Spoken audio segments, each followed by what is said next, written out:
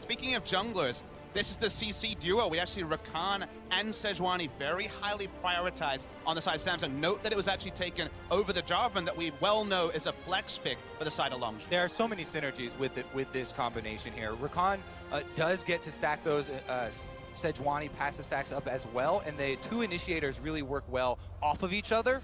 This is very promising, honestly. Hey! No! Longzhu gonna buck the trend.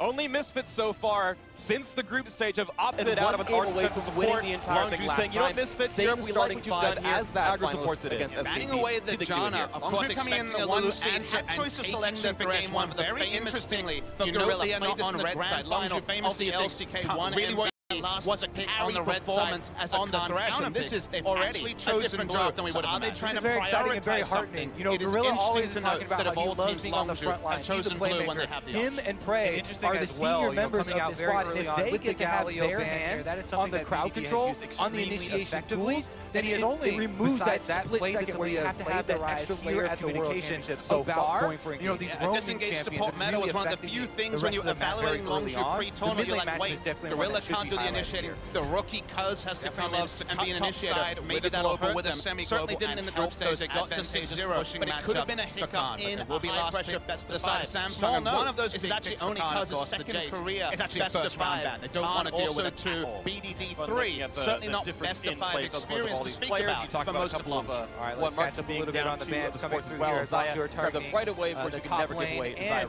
remember, when Jarvan is picked early for Longzhu, that has usually been a con for a very long time. For months and months, we're always used to like 15-1 con versus Cuz playing the champion. Exactly. That's why more of these jungle bands, the Grog expansion here from Samsung did come in because they're very much assuming that it's going to be a con, because as they highlighted earlier, the first time Crown has played it, it's a blocker pick to Rise, which has been BDD's go-to mid lane. He has traditionally been playing a lot of Rise once that's semi-global. If he does go with the Syndra, they already have Rakan, who's one of the best at those immobile threats, part of their shutting biggest them down. strength is that they demand almost no early game resources. That definitely means they shoot up the tier list, as you say, because the jungler never goes there, and yet they win once the worst go even.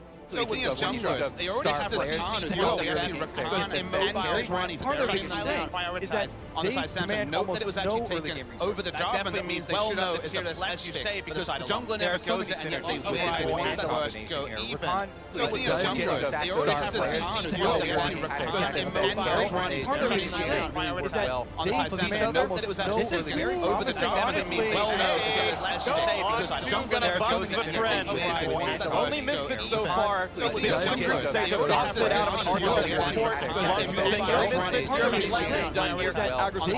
Banning away the Janna, of course, expecting a Lulu answer and taking the Thresh, one of the famous picks for Gorilla. Played this in the grand final of the LCK1 MVP, was a carry performance on the Thresh, and this is already a different draft than we would have imagined. This is very exciting and very heartening. You know, Gorilla always is talking about how he loves being on the front lines. He's a playmaker. Him and Prey are the senior members of this squad, and if they get to have their hands on the crowd control, on the initiation tools, then it removes that split second where you have to have that extra layer of communication about going for engagement. Yeah, a disengaged support meta was one of the few things when you're evaluating Longzhu pre-tournament, you're like, wait, Gorilla can't do the initiating. The rookie Cuz has to come in and be an initiator. Maybe that'll hurt them. Certainly didn't in the group stage. They got to 6-0, but it could have been a hiccup in a high-pressure best-of-5. Small note, this is actually only Cuz's second career best-of-5. Khan also to BDD3. Certainly not best-of-5 experience to speak about for most of Longzhu. All right, let's catch up a little bit on the bans coming through here as Longzhu are targeting the top lane. And remember, when Jarvan is picked early for Longzhu, that has usually been a Con champion, when Con is in the game. I mean, we're always used to... It's like 15-1 Con versus Cuz playing the champion. Exactly. That's why more of these jungle bans, the Gragas ban here from Samsung did come in, because they're very much assuming that it's going to be a top lane Jarvan. So you'll see a Malzahar, not the first time Crown has played it. It's a blocker pick to Rise, which has been BDD's go-to mid laner. He has traditionally been playing a lot of Rise once that's semi-global. If he does go with the Syndra, they already have Rakan, who's one of the best at those immobile threats and shutting them down. There's Sejuani as well. We'll go for Syndra for the laning matchup, but denied roam potential from mid, which is almost always a core tenet of a Longzhu victory. At the very least, we're definitely going to get a new champion for BDD here at World Championship. Syndra is locked in. Blind Jax in the top lane for Khan. We were promised he'd play the champion. He'd played it about 5 times in Korea this split. Finally brings it out to Worlds. And he blind picked it in this same setup on blue side against Samsung in that deciding last game of the season. Laning focus here for sure. So he went away from the Chogats, the Maokais. We're going straight for the skill matchups, and Jax blind. Oh boy. What even is the metagame anymore? This is exciting. Ken and Jax top lane, no Ardent Sensor on the blue side. I love Korea. Things get so interesting so quickly here with these last 2 picks because Kennen with this range matchup against Jax are going to want to try and abuse that earlier. So immediately our eyes are turning towards that the top triangle of the map, and you would think that both bottom lanes will be operating without jungle pressure, which as we said before is where Prey and Gorilla have shined through. Now it's going to be a lot about will Ambition actually be able to step up in that early game? As they talked about on the analyst says, he hasn't created much early on, but a Kennen pick into a Jax, you need to. And it's not only about Cuz when you're trying to evaluate the helpers on the side of Longzhu, because we've had a meta where it was disengaged and Khan was kind of caught on Jarvan duty, on more traditional picks outside of the Nasus. You bring in Thresh and suddenly the roam potential is there from Gorilla. You can open up some more of the carry picks. He's going back to that carry pool. This is the Khan we saw in Korea. Let's see if it can be vintage Khan in game 1 of this series. Well, we saw Khan in Korea. We actually saw him drop to a Kuve Kennen game a while ago, back the first time the last of the team. So we'll see what it comes down to on this one. It's going to be all kinds of fun watching both these squads go at the best of 5. I want to see if it's ability power or attack damage Kennen. AP buff, AP build got buffed partway through the summer split. We've seen a fair bit of that in Korea, but not a lot other places. So definitely excited to see what flavor we get from both these teams here in game 1 of this best of 5.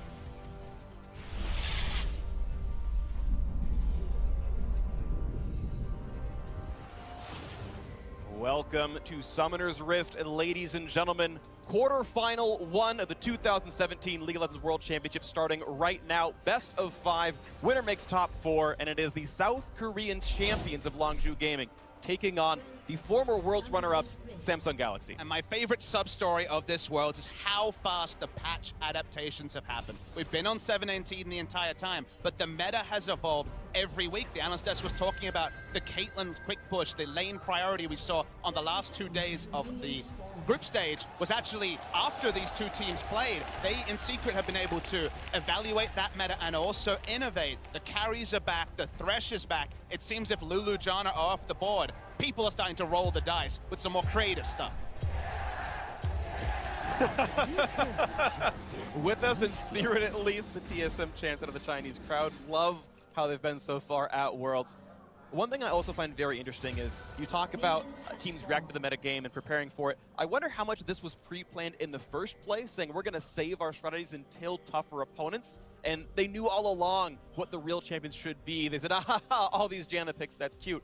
Bandit, of course, they did here, but either way, yeah, strategy. I was going to say, not really fair if Jen and Lulu are both banned. Of course. Oh, they didn't pick Jen and Lulu. But Tarek and Ivern and Nidalee and these other Ardent Sensors, of course, have been seeing a lot of play. So certainly, I agree, both these teams seem to give them a lot of respect, but off those top 2, the world seems to open up. All right, bottom lane start here for both junglers, and they both get those bottom lane pulls. So they very well could end up early presence on the top side, the action where we're looking for. The thing about this Kennen pick is, you know, yes, you can go for auto attack, harassment, then drop into a brush to try and drop your minion aggro and try and zone off early. But if Jax does get those ganks early on from a Jarvan, he's well equipped to interrupt Kennen quite frequently. And if you get that early kill, snowballing definitely becomes very, very difficult to deal with later on. It was actually Jax versus Nara in that final matchup. It's kind of a similar matchup, really, if you think about it. Early ganks, level 3. It's actually level 2 coming through from Cuz here. As you can see, totally suspected here from Samsung with the early ward. They see Cuz make his visit over, and Ambition should know that he's coming through to the jungle to look for him as well. That's why he's pulling the Raptors back into a very safe territory over here. And even with the machete start, he is going for the small Raptors. A lot of punishment coming through from Cuz. Well, I guess I'm down to 200 HP. Ambition's got to be a bit careful, but no cooldowns available means he can't chase any farther. No kill to be had. Takes away about half the Raptor can. And this is Longzhu. What I noticed the most looking over their VODs is they play around priority the best of any team at this tournament. You know that if they have a pushing mid lane and a pushing top lane at whatever time in the game, right now at 3 minutes, you know Cuz Cuz will invade, get down deep vision, challenge Ambition. Actually, a small surprise I had was one thing I wanted to see Samsung adjust around their level 1s is that every time they play with Ambition, it's been a 5-point defense. They've never invaded for early wards. When you have a potentially high gank top laners, a lot of harass goes over to Crown. I thought they'd look for information about the Jarvan, but they only got it late after he started invading Samsung's jungle. Right now, Crown can feel a bit safe. Right now, BDD is out of mana, so that threat is much lower. With 200 health, he should be completely fine. His reflexes should be enough to flash right from any Jarvan gank, so Crown will be allowed to lane, but he is down far. Oh, I take it back! One more auto would have killed him, but he didn't have the wind-up available. BDD gonna force Crown out of lane. He has TP to get back, but that is a nice early lead with a giant farm lead, 25-12. It was a laundry list of things for Samsung to realistically be able to stake a claim against Longzhu, and Crown stepping up, returning to his spring levels was something we were looking for and already getting heavily pressured in lane. And if you talk about returning to previous tendencies, yes, everybody's been all about praising BDD for roaming around the map, creating other plays, and he's really embraced that Taliyah and Galio meta. But this guy, so much of the excitement around him early on was about bullying his lane and crushing people in the 1v1. Now that he has Syndra, it's on display. Toby, that was my struggle when it came to the top 20 players, when it came to Longzhu being right there in the top 6. How do you order them? Because this guy, the Zed God from these famous highlight plays before he turned 17, lane priority on CJ into roaming on Longzhu. You couldn't give him the benefit of the doubt because he hadn't shown that style working. He played some Zed, but they've lost those games. So seeing him now focus on lanes is a new BDD, and if he does that just as well, oh boy, it's going to be fun. You dominate the mid lane, Ambition coming around the backside. The 200 up left on Crown, a bit of slows on a BDD. He's going to back off safely enough. Lane stays alive, but it's getting harder and harder for the Samsung Galaxy mid laner. Remember, something that will become important as well, trying to clear out those voidlings. They're very easy now after a couple of the nerfs to Malzahar were aimed at trying to take that power away from the support position. So just a couple of extra damage there will save you in many situations. But remember, Crown teleported back to lane with an early back and then got DPS'd out by just Syndra and had to have Ambition come and help him push. He doesn't want to have to back a second time, but it's a second back in the first 5 minutes for the Malzahar. Here we go. Cuz has perfect timer on the Raptor camp, and he was able to finish that one off Ambition's first time around. And the second clear of a Raptor camp, very important, trying to keep down jungler. Ambition happy to just soak up that mid lane farm that you were talking about, Crown missing.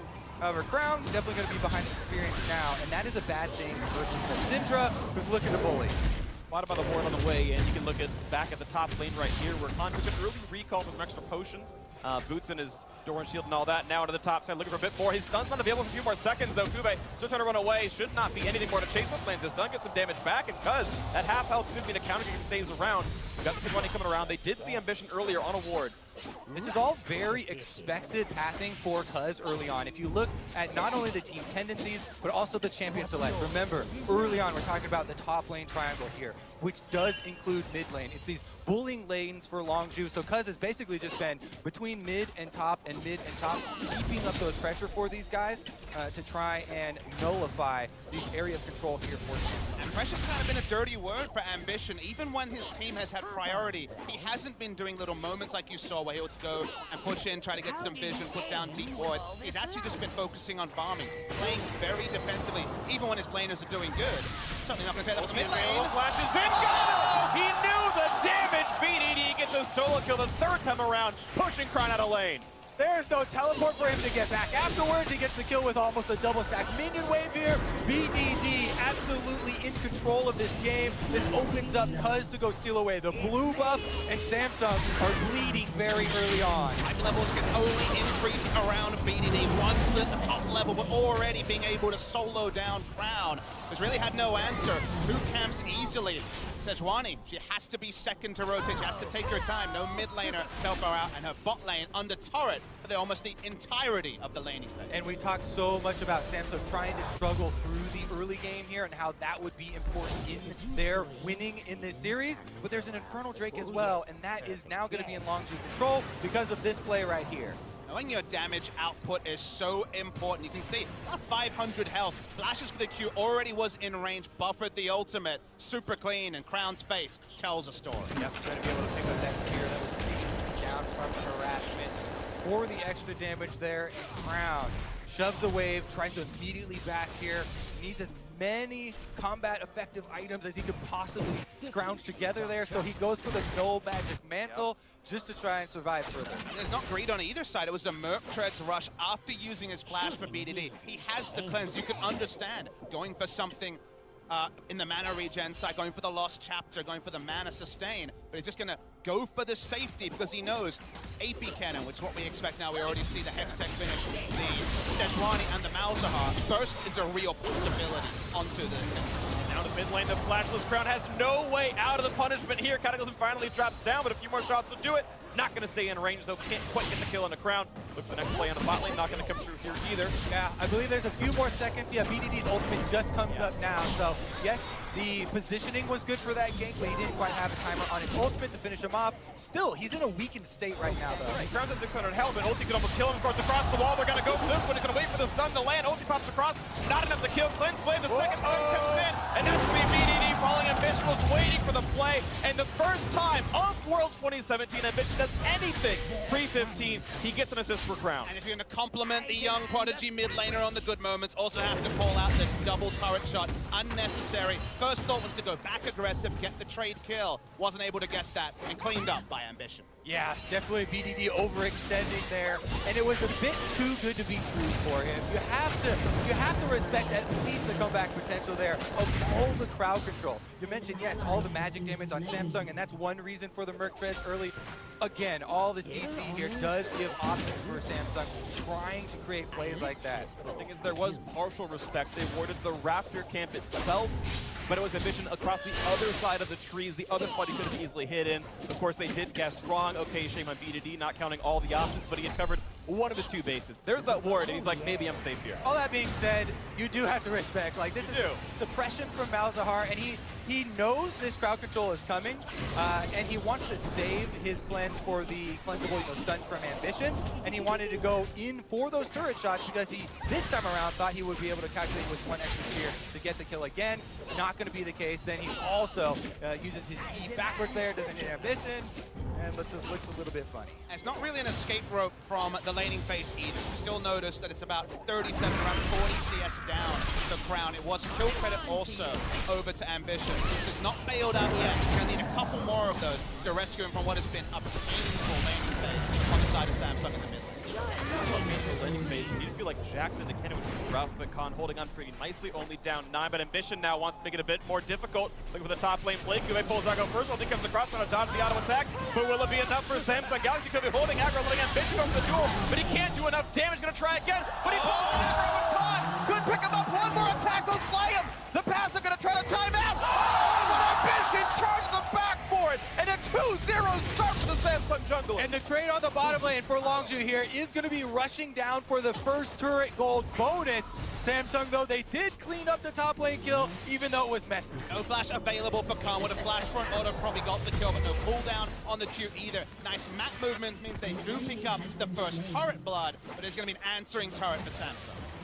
The lane priority going to keep that 350 extra gold from first turret on the Longzhu side, but this game you can see now only 600 apart. Who would have guessed Samsung Galaxy to actually have the strong enough early game that they're actually up, or at least close, up in kills at the very least against Longzhu. And it's always weird because I see this team obviously the most of anyone here, and I notice them, and there are still one-off games for Samsung. It's not really rhyme and rhythm to it. 1 out of every 10 games. Ambition is super active in the early games, usually the Rex side, but here he comes in, he knows Khan's flash is down, they trust on the damage, it almost doesn't. Well, watch how Khan plays this dude, because the beginning is so good. He dodges the first Winter's Wrath here, the second part does so much more damage. Well, let's jump into live, though. There's no turret. What are they going to find on this one? Cortez going to wait to try to find someone to jump to. Does get over the wall. No stun going to land just yet. A pretty mechanically strong escape, but 2 flashes down for Samsung Galaxy duo. He's flashing in there unnecessary, but you can see he's feeling the momentum. He wants to capitalize and course correct after his death earlier.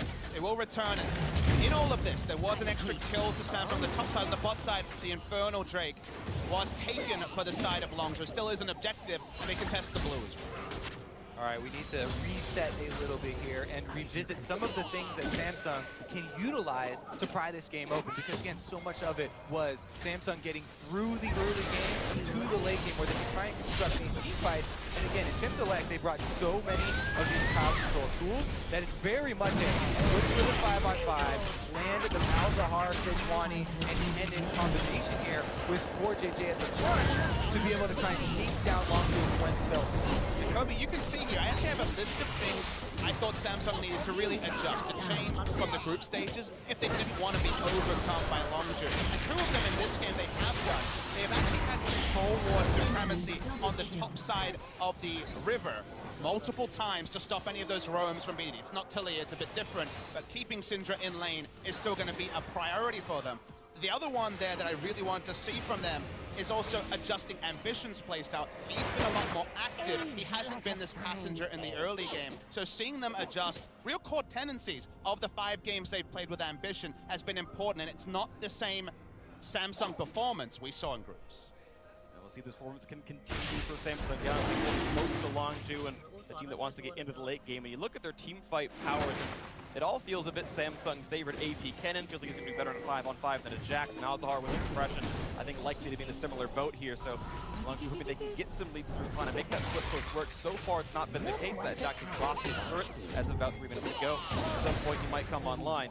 So far, not the case. And because there is so much AoE magic damage here on the Samsung side, that's why we're seeing all these Merc Treads come through. They want the magic resist, they want the tenacity to try and be able to function in those scenarios. As you mentioned, Jax, especially early on, does not want any part of the 5-on-5. I mean, there's so much splash damage flying around that even the Kennen ultimate, really negates a lot of the effectiveness there. So that's why Longju are trying to keep Khan off on his own, and the other 4-man squad are trying to create these plays. We keep seeing bottom, they took the turret and dragon control, and they're trying to get more advantages in this area. It's actually very good for Longju that the next Drake is also an Infernal Drake, because they do want to retain control of this area and try and snowball there. And a small point about the itemization changes we see is Ambition considering initiating. That was a bit of a missed one there. It was Ambition.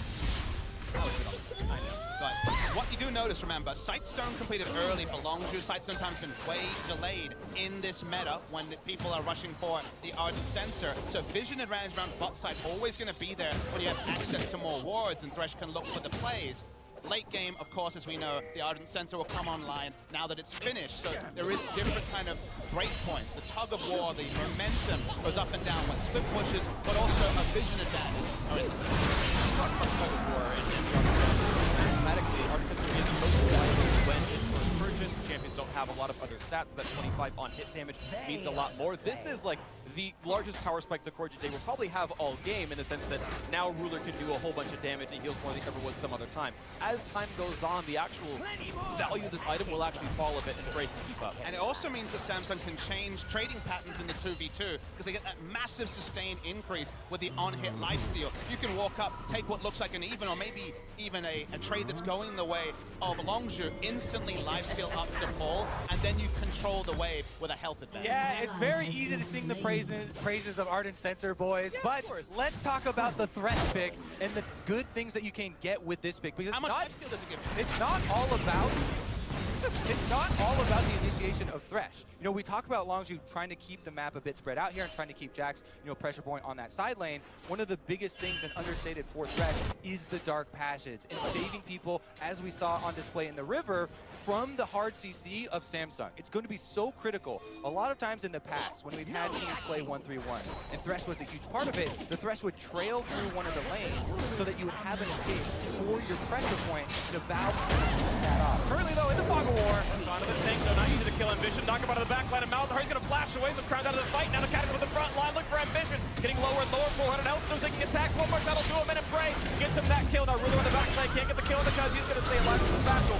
And now looking for one more chase in. The Blackstone in the middle of the safety center, but Galaxy going to disengage. And Gube in the 1v3 finds the kill on the prey. Does he have more teammates around the hook to buy some time? One more shot will do him. Intron gets it. Gorilla knocked back to safety. Now Core JJ ultimating back into shield, but Khan is on the chase. As soon as he gets the leap strike up, he gets himself the double kill. Now the push on for Ruler, flashing the stun, gets himself another 2-2 into this one. Over the wall goes Cuz, staying alive. Longshu, I make that actually 3 kills to do. Now Khan on the backside with Ruler around him, but Crown ulti down, gonna keep him alive, and that was quite the fight. A really extended fight there. It was initiated by Longshu. You were talking there, Kobe, about what the Thresh brings. It's also, hey, they've got a vision advantage with the sight zone. They clear out some wards. Where's the Thresh at? Usually that's going to be pressure on Crown, but when they've been in the grouping phase, they got the fight they wanted. They got the advantage, even though you'd think AP Cannon this early would rip through the team.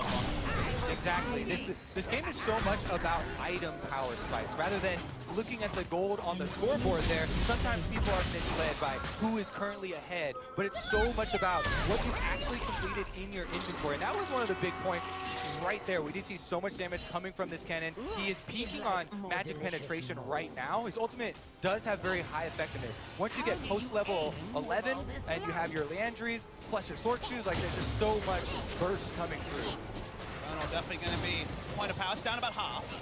Once the yellow post up, Smite comes in. Blue team picks up on, grabs it off Ambition. Smite actually comes in a little bit of that one. Now they've re-engaged the Giant. Thing is grabs and sprays his life yet again.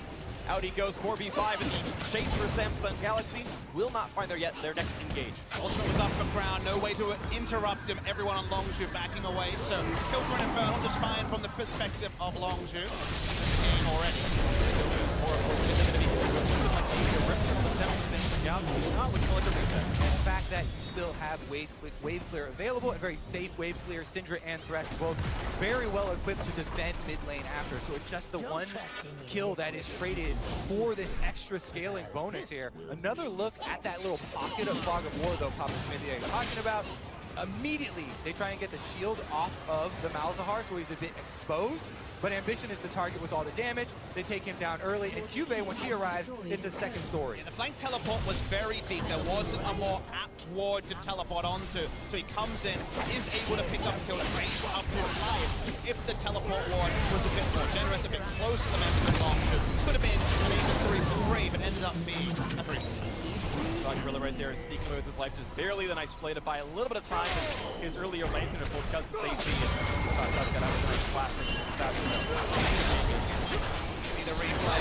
Here's a big axe auto attack. Of all things, Smite was used by Ambition, not by the jungle there on Longshu. Cuz, as you say, the fight continued from there. And a nice ultimate from Ambition does lock down that kill on the exit that you talked about. Prey getting annihilated there. I'm just excited that the verbiage opens up when it's not just going to be front-to-back team fight versus front-to-back team fight, which AD carry can power through the front line faster. This is the sort of game where suddenly lane wards for Samsung had a huge premium. They do have an initiating AP first main in the cannon, so warding in place, small wards on the side suddenly become more important. The split push is a very real weakness. Frontal has really represented that so far at Worlds 2017. So these old strategies that have always been in and out of the meta finally come back in one single game. There's a lot of things to talk about. Also, we have to talk about the next step for these teams. Because with so much focus early in the game on Magic and Magic resistance here for Longshu, as well as AoE from Samsung, now is the point where we're breaking into the real attack damage threat. Level 11 Tristana, the Infinity Edge is done, this first Zeal is done. You guys talk about the Ardent Sensor and the multiple stats that he's going to get there. This is where the extra... We're talking about stats in the front line. Low health going tank, but look at the back line access out of Khan. And Cuz coming in for that one, and BDD gets the first kill to coordinate support. Maybe not the best kill, but they've done this dead, so 4v4. Presence support going to find himself that double kill. As the opposing marksman is gone, Gorilla staying alive, the hook knock by Atlanta Cuvee, and he can't get anything with a slicing Maelstrom, a whip ultimate out of the AP cannon. As Khan gains for a bit more ambition, likely to lose his life. One more shot, I'll do him in, and yes, another trade of kills, 2 for 3. Favor of Longshu so far as Cuvee heading back to mid lane. Gorilla with his dying breath stopped Cuvee from getting on top of his AD carry. The love between those two, eternal. Keeps him alive. They do get the teamfight victory. Teamfight Jax, not a meme this time, actually worked fine. And it's not him starting with the team, right? This is how you love to play any type of split pusher or assassin. It's coming in after so many of the key abilities have been used. When Jax teleports in, you know, the Malzahar ultimate is down, Kennen ultimate is down. He doesn't have to navigate the Dwani ultimate, all of those big CCs. Here we go as another look at the initiation, and as you said, Freak, I believe that flash ult from BG was probably intended for Ruler, but then Ruler walks back into all the spears, gets dunked. Cube gives up his life. So Cube trying to get to the backline, thinks he can pick up multiple kills. First the play into the box, slowing down his time. Khan picks up the kill. Samsung want to rinse and repeat. They want control wards around the Baron and to look for the picks with the Nethergrass. They're going to have to be creative here from Longview to actually stop them. He's going to have to snap, like you say. He doesn't want to group where possible. He doesn't want to be on base check. Lightning does into those fragile kills. And again, it has been an extra kill over to Longview in the past couple of skirmishes where they're able to get an objective as well as just a little bit extra on the end there. Now though, we have to look at the teleport because it's 2 advantage for Samsung. They have the possibility to create one of these fights. As we said before, one fell through the big AoE that they're looking for. So many forms of RTC, and if Khan is not there, then Longview will be fine. Next to watch rewards with the last fight around. Had to get a brush that was already warded out by Gorillas, but wasn't a surprise. Now Khan gonna find Kuber for the 1v1. The stun actually gonna come out of Kennen though instead, and Khan not gonna find more, and you can see a pretty equal trade of health. And expectations are the moment that Khan hits 2 to 3 items, Cube will have a very tough time side laning. 80 Kennen, which is what we saw the first time these two teams met right at the start of the season, is fine in a side lane auto-attacking. The AP Kennen is outscaled a lot faster in the 1v1. So those teleport wards, the teleport plays, this game could be decided if one flank from Cuvée works around the 30 to 35 minute mark, or if it goes sideways, because if he gets nothing, we know the Jack's going to take the base. Reminiscent of those Sped games long ago at the World Championship as well. Can he have the same effect here? Khan, though, taking control of this jungle. And again, as you mentioned many times, it is also about the wards that they're able to leave behind to enable this split pushing and enable them to keep this pressure up. You know, the timer on the double teleport advantage as well is dwindling here for Samsung, and you have to watch out for those flanking wards to start up and set up that big play. 1 minute and 25 seconds on Khan's teleport till that one's back up. That's the TP advantage we're talking about right here. Power spikes completed in a lot of places. Bru's got static shift done. Prey had to stop for a quick silver sash, so he's actually stopped the multiplication for a little while here, slowing things down. No locket yet for Gorilla either. These are very important power spikes coming through. Kuve's got his flash backup. He's got his proto belt in there as well to make sure he reaches the back line. This is one of the best possible times to definitely get to find a 5v5. Most immediate goal for Longview is to take down that mid lane turret. Whenever you have Blitzcrank, Thresh, these initiating supports, taking down mid lane turret can be so pivotal to getting the deep vision down. For now, they have to respect the fact that Sejuani and Malzahar, or even the Rakan, are camping brush, and that means it's much easier for Samsung to place their control wards and defend them than it is for Longview to put them down until they have the extra space to taking down mid lane out of them. That's a good option for Ruler back fight. Goes into the mid lane coming across. Turret's gonna fall pretty shortly, but the wave clear keeps it alive for now. Stun almost finds Ruler, but he's up to the side. He's gonna stay alive on this one. Fight him a little bit. The Q lands with a couple hundred damage. Prey to side lane here is being pulled to the mid lane to get through the 3-item spike to fit the edge. Certainly go a long way, given that the front line is really only Sejuani at this point. And that Longview do very commonly. Prey teams do like to rotate their AD carry around to get the solo farm, as we see Ruler on your screen right now. And the Chinese teams that are more likely to just barrel in as a 4 and force objectives while the side lane. Ruler farm is one of those great late game carries on a squad as well. And it's 4 Merc Prez plus QSS team. That is that line. Really well in this one. Definitely a lot of priority targets available for him later on. Let's see if they're able to gain control around this Baron pick though. Samsung spent a lot of their resources clearing out this vision and trying to create some extra pressure for themselves. Now, Cuvée talked about how dangerous it is for him in one scenario. The turret even not going to offer that much protection. Have to be a little bit careful there. I've got it all the way down to 50% already. I want to call attention to the second item finished by Jack. It is not a Play the Ruin King. Gorilla hits it. Hook through there. It is not something like a Tiamat that you might see for pushing. As double ult's coming across, plenty of damage. There's suppression as well. Flash still dies. The explosive charge is really going to self that kill. There's the damage at work right there. No jungler means Baron could be an opportunity. It's definitely a huge pick for Samsung, and they still have all left. Gorilla boxing the device. Sometimes he's going to pull in a mission as well. But is there enough to engage? That is the tank on the squad, and there's no ultimate out of Beanie because that would not be a useful target. They're going to pull the teleport out of Khan. Oh, goes into the mid lane.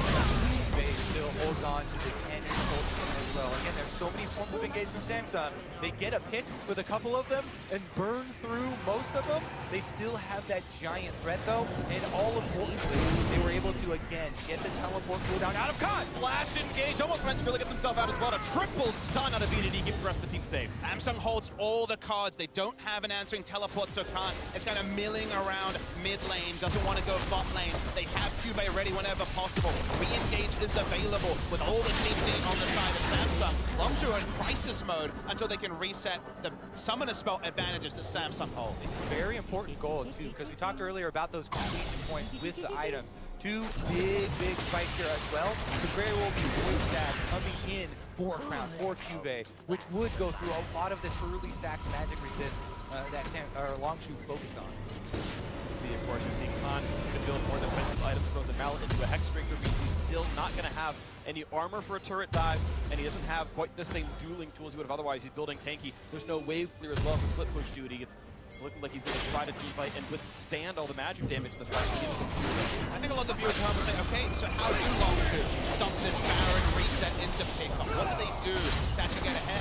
A lot of that was around going frozen mallet second as Khan, having teleport up and jack, and requiring multiple members to come bot lane. You can solo kill Cube with enough time along enough lane when you go frozen mallet. And it's when those extra members leave that Longzhu can actually get that vice grip on the Baron. But right now, with teleport down, it's actually impossible. Again. I actually like this response from Khan with his teleport down. Never mind. Khan on the front line. Looking to get the kill on the Gorilla. Not just yet, though. Staying alive for a bit more. Moving the side is going to lot out of this one. He's going to go for the re-engage, but Khan now might be running out of health. More than 100 health on him. That 800 now as well. The Hextrigger bomb still barely stays alive, but one kill comes through. And the knockdown and bitch and the tank stats were enough. Khan made the right choice. Survived the ultimate. One kill came through for launch. I was just about to say, I like the reaction from Khan. It's a very small gold investment to pick up a Hextrigger this late in. But Crow's going to die for that one. Nice pick up by BDD. Knocking him down. The trade kill comes in with the portable. Not going to quite get that hook, though. And really trying to predict that one, but the kill going to come through the hook. The jump on 80 is going to knock down Spray. Yes, he does. The double kill actually comes out of Cube. Advantage them for go. Big disconnect from the members of Longzhu. BDD flashes in when his Jax is back in base. When Prey is out of position, nothing he could do there. They lose the mid lane turret. Longzhu out of sync for the first time at World. Yeah, BDD had so much success early on in the lane phase, bullying Crown, bullying this Malzahar, that he has since made some very aggressive mistakes that have cost the team. This one a bit more costly as the mid turret goes down. The last line of outer defense from Longzhu that was left standing, and it gives Samsung time to push out the waves, to place down their vision around Baron yet again. It was one of those unforced errors. Sure, he got a nice chunk off, but he didn't need to flash. He didn't need to look for an aggressive kill, and it's lost them more than just a turret. The Barons start, and no one from Longzhu really seems the wiser. In fact, Cuz is recalling 2 screens away. There is no contest for this one. Samsung Galaxy turned the fight win into a 30-minute Baron, and they've now got a sizable grip on this game. So incredibly costly. Take another look at the beginning of this team fight, though, because this was Ambition starting it off again. They see the hook miss, immediately engage onto Gorilla. Able to actually get damage on. Prey can just lift off. So Cube's not the big factor here. They focus everything on the super tank with the frozen mallet help and the resist from the ultimate. The start of it is just fine for the side of Longzhu, but then BDD gets a rush of blood to the head, and it really makes things difficult for Longzhu. That's right, they get a re-engage here, throws down the stun on the ground, immediately flashes forward. Poor JJ goes for the stun. Cube actually still had Proto Belt activation there, and the entire time, Ruler on Tristana. Able to get the crits to come through, find that last kill as well. And you see Cubase super pumped about that, but in my head I'm like, what's the best case scenario when BDD flashes in? Of course Rakan is going to have his CC back. Of course it's going to be a trade, and the rest of his members, the Jackson base and the AD carry out of position, weren't going to be able to profit from a 1v1. I especially like Crown's reaction there as the mid laner. So when you get flashed on and ulted and killed, and your team has the victory afterwards, and you get to cheer, yes! Ha! You fool! Look what he's done! Bayonet now smart and perfect play out of him. Crown doing the good stuff. Now, Cloud are going to drop down pretty quickly, and this one's still no contest we had around the map for us to see. 3,000 goldie plus a bear buff. It was not going to contest. The Galaxy Cube has the over 80 to match on the team fight the final fight. Of course, competition is still better for the squad, and it looks like at the very least the predictions of 3-0 for Longzhu are wrong. Very likely to be closed out with the Samsung Galaxy without kind of significant comeback at a lot.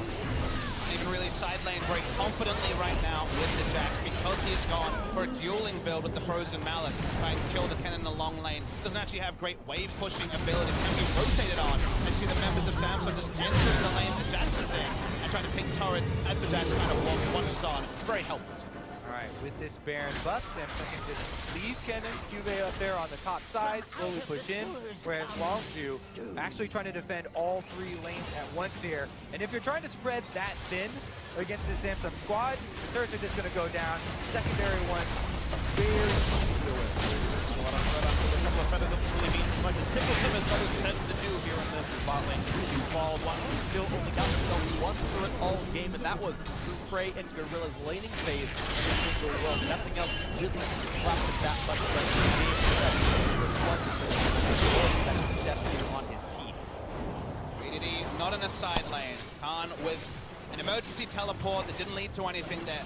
Whole game plan kind of falling apart, where Samsung needs to barrel mid lane. There's not really a lot of options for Longzhu. Now the question is, are they going to do another emergency teleport, or are they just going to give up this inhibitor in exchange for the outer turret on top side because they know they can't fight it? They know that even though this is a terrible trade, they have to take it because there's nothing else you're going to get. You either get nothing by teleporting back, or you get at least the outer turret on top side and a bit more farm on the Jax. It's the kind of play that gets you flamed in solo queue, but it's the right choice. There is no 5-on-5 to have against a Baron buff team with a better team fight composition. Khan will get what he can, and Longzhu will keep bleeding resources until he gets that individual edge. But that's the question, is can Khan ever really beat Cuvée enough compared to what the rest of Samsung can do the rest of Longzhu? And your first instinct has to be no, because to beat a Kennen in a very long lane, basically only turret up on the bot side is the inner turret for Samsung Galaxy. You need vision and face-checking brushes to take over what you can see is a red ward-dominated bot side for Longzhu's red side, let alone push further,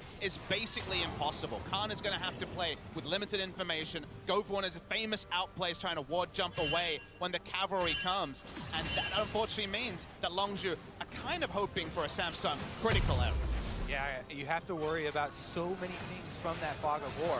There's Flash Malzahar ultimate, Flash Sejuani ultimate, Flash Kennen ultimate, Flash Rakan ultimate. Literally every single champion on this Samsung squad, huge threat if they have this vision advantage, and those can be comboed to take out anyone. That's the hook. That might be the play. Play in on it too, but he's going to get away with this one. Corday staying alive. The re-engage comes across to the front line. A lot of health bars just getting pushed down as Cuz flashes away. Stays up in this one. The stun is going to break Crown Zombie as Khan looks for the duel. This one, the magic to stack. Help as much as you can for the team. Re-engaging, and Cuz still finds the kill. And Khan refuses to die, but finally does. 2 for 1, make it 3, make it 4. It's only Ruler staying alive, but he's been cut short as that was the best team fight Longzhu could hope for. Oh, Longzhu stands strong at their last secondary turret here. Super minions running into the base, but they find the engage here and take the opportunity. The sliver of hope that was given to them, Khan teleports in, and he was able to make it happen on top of time. Hook of destiny from Gorilla starts off that parade. Would have thought he was out of range, just got him on the edge. And it felt like Longzhu wouldn't have an Alamo, a last place to have some semblance of an even fight, but one hook comes in and the game changes. The double play there onto core JJ and Ruler right after the hook. Cuz here taking up so much on the Jarvan, is able to flash back out. You think there's a reset here. Khan on the top side though is alone with Crown, and all of the members of Samsung flash to defend him. He can be done Cuvée on the other side, and even though Khan sacrifices himself there on the Jax, they find the 3 extra. BDD stunned Cuvée out of his teleport, then also out of his potential flank. Meant that he couldn't even use his ultimate. He did nothing in the entire fight. It's supposed to be Longzhu, forced on the back foot by the slicing Maelstrom. It wasn't a cooldown they had to respect, and suddenly, it's such a thin line you have to walk. You want to have a big impact with Kennen. You want your solo belt. You want all of your magic penetration, as you can see that he has. However, if you don't have the safety of a Zonia's or something like that, or the speed of a flash, and the surprise factor, or teammates to set you up, as we talk about the other forms of DC, then it makes it very dangerous, right? You're switching Kennen here, and yes, you can deal a lot of damage, but you are a glass cannon. He gets stunned up and taken down. No big difference in the gold lead. They have been able to recover. It's only about 2,000 gold here for Samsung. But remember, rinse and repeat is about to come up. 25 seconds between Baron spawns until Longzhu will have that same trouble getting vision in the mid. Rotation option still there for Samsung. This time around, need to make the most out of it. On the backside as well, has Vantage still completing. He'll survive quite a bit better against that Syndra. So from the plan for Gorilla, that could have been the ghost signal. Looking at the next play to come. Double lock it for Samsung Galaxy. One done for Gorilla as well on the side. Waiting for Longju to see if they can find themselves the opening. The Wards killed out. Gorilla gets himself pretty good for that one. And Gray's wave to continue. Then the inhibitor in late means that Longju has to consistently Samsung Galaxy can get that control on the road no matter what. Longju are able to push up past the midpoint of the mid lane because Cube's teleport is down. We know there's lots of vision, some of it's being replayed, but there was a lot of vision. Now they're trying to force Cube to respond to a Baron stun. 5v4, there is no cannon, he can't join. Engage comes across, looking for Crown. They got rid of the passive, and he's going to get able to flash down. Redemption gets a bit of health back on the squad. The re-engage for Core JJ. They still don't have the player just yet, but one kill in for Ruler. There's a pressure comes across, there should be two as Han will drop. And that's a clean two for nothing without even having their top laner. Longju knew they had to force something here in the teleport cooldown, but Samsung 4 versus 5 finds the kill themselves. And by the time Cube arrives, it's a free Baron. A second free Baron of the game. Might be the death knell predicted earlier. In this case, Gorilla opens up, taken down early. Can't be a solo frontliner. They just have to wait and reset after all their good work around their inner top lane turret just about 3 minutes ago. We're up to full build for Prey practically in this point. He's got 70 crit chance in the upgraded Quicksilver Sash and the Scimitar as well. Only one slot left to go. Similar for Ruler here, who just has a Scimitar upgrade for himself. And the push into the top lane continues. The respawn still not here just yet. Turret number 7 falls for Samsung Galaxy. The gold lead about 6,000 here on this one as they look for the inhibitor itself. And the turret in front of it is Pond is still 6 seconds away. They can try and push hard on this minion wave. 4 more seconds on the Jackson. They've got plenty of time. No more turn to defense, then this is an inhibitor. Doesn't fight back, he just resets a little bit of health now. Ambition gets right back to the box, and a 2% HP. He's going to be okay. A stun in the backline, but there's no follow-through. Ruler going to stay alive. He's going to be okay. Inhibitor will fall. Given up by Longju. Just a poke coming out from the blue side, and they won't get much more. That is the second inhibitor fall, as mid has already respawned, though. Top inhibitor down, and mid inhibitor exposed with an Elder Dragon. This is Longju with so many pressure points they have to deal with right now. Another look at starting up this Baron, though. Initiation so critical. Cuz wanted to soak as many ults as possible, but he just jumped in, popped his stone plate, and wasn't able to soak. OJJ able to get the re-initiation. Khan caught on the backside, even though Crown sitting in vision at the time took him down. The peel off there was not as decisive as was needed. The moment the first two CCs hit, everyone had to back away from Long. Just an absolute mastery there, starting up Baron. Let's see now, Elder Dragon is going to draw along the very dangerous forward going down from Samsung. They haven't even set up. It feels more damage than the last team by this time, landing the stun across the members. That buys a few more seconds. Ambition, though, waiting in the wings. They see because this could be the fight that Samsung wants. A great stun going to land on the front line, push back a little bit longer, but Ambition pretty healthy, and they waste the unleashed power on the tankiest member. Don't know if I love that out of the BDD, and now as Sims pulls down, these Cuba can feel a lot more comfortable. Look for the next play. Ruler wants to jump in. Nice. Kite back gets away from the stun. A Warbox on Ambition, maybe trying to DPS him low enough, not be a front line, but as we can see, I'll find a real value, like you say, front line with initiation. Sounds like it's just not going to benefit Longju in the slightest. Still about to come out of Gorilla, but has to pass. He's not going to hit again, but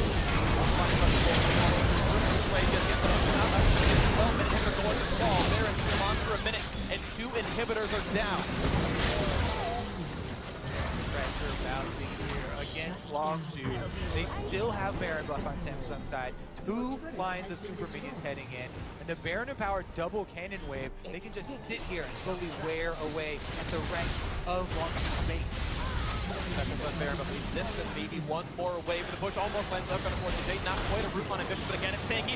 Stun's going to land on the front line. Break it where the push to the sash. Next of the big cooldown's missing. Into the front line goes Cuz with the Cataclysm, but now he is alone and a bit isolated. The turret's gone. He's been shut down. Ambition getting himself that kill as the turret's already fallen. Now the inhibitor to stay alive, but 5v4 with minions inside the base is almost certainly the game-closing fight. No big ults left for Samsung. They saw Prey zoned from damage because Kube still has flash ultimate up. Big stun. Kube is not going to quite fall. A heal for good measure. Wouldn't have died anyway, but still, the team able to actually walk back with this one. They don't want to quite risk a comeback fight. triple inhibitor down, though, is almost a certainty at this point, though. Yeah, this is going to be a very brief respite for Longju. Elder Dragon should be cleaned up here by Samsung. They can go back and purchase with all of the extra gold they just got off of those victories and return to deliver that definitive blow to the next. Surreal thing about this game, guys, is that, again, we remember, Longju chose blue side. Still, they went for a 4-1 strategy. Still, it was about setting up Jax, usually a counter pick as the final pick on red. But blinding is greedy. They blinded the Jax, maybe surprised that Cube went away from its meta champion pool and took the cannon. Gonna watch the replay first, but a lot of things a little bit off here for Longju. The initiation on point from Samsung. Or JJ gets 3 of them with the combo there, and then Cuz tries to answer. No, Jarvan's goal there is to jump in and pop your stone plate before all the ults hit you, then hope that they use the ult on you afterwards. But then some not using them too frequently, and they're able to focus them down and still have the pressure. To finish the point on the drop, to me, the only reason to choose blue side is to kind of invite Samsung to choose their bot lane and get value out of the Thresh, get information, go for the Thresh, go for the proactive mid-game. They missed their mid-game window with some big mistakes, most notably from BDD. This was not the texture of the game that the Thresh was selected for. Longju protecting their base, just the dregs of the base. Ray at half HP, a couple of skill shots. Now in the mid lane, they go a nice double stun, but no follow-through. You have to expect those are the kind of openings that come so rarely for Longju. They don't pull trigger in this one now. Khan looking at the 1v1 against Ambition as the Frost Armor drops, goes back to the duel, lands the stun, but doesn't do anything against that tank as it gets stunned up and just buys a bit of time. You can see Prey can do some damage. He's full build right now, 100% crit chance, but is it going to be enough? As the Siege now pushes into the mid lane, 5v5, looking to knock things down. They pull an Ambition, they find the Sun and the Cat. Here comes the Charm, the jump in, the combo. Doesn't quite get anything yet, but the turn's gonna fall. Ambition low, but still tanky enough to stay alive. Redemption buys a bit of time. Gorilla though below 1k HP as the push continues. Gube, free time on the side, a few more shots will knock down the last turret, and there is only the Nexus left to knock down. Sutter really gets away the lock-in device time as well, and Prey can't quite get in the dodge away because 1 kill picks up, now make it 2. Cuz gonna fall, makes it 3 and 4. All 5 gonna drop as Prey is just trying to make it happen. He can't do it. That's gonna be game 1 going to Samsung Galaxy.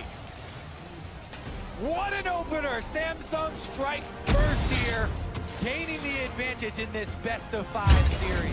Both teams rolling the dice with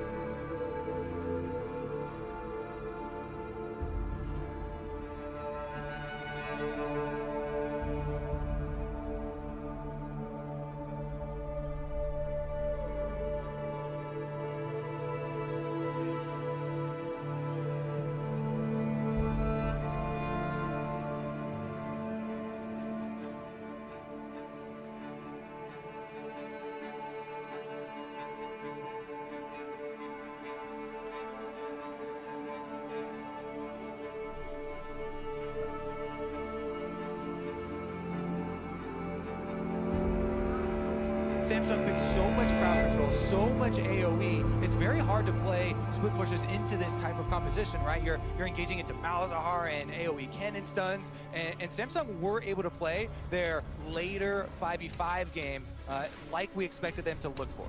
And looks like we're setting up for the 5v5 style as well. Janna conspicuously left up right now as a pretty priority support pick right now. Waiting to see what Samsung Galaxy does with their new bans, because Longju dropped their Janna ban, dropped their Cho'Gath ban. There's the Janna ban on the other side for this one. That means that Lulu was up from before and Cho'Gath's up from before. Lulu Varus, a very possible duo lane here for Longju. I want to draw your attention to the Malzahar ban. The Malzahar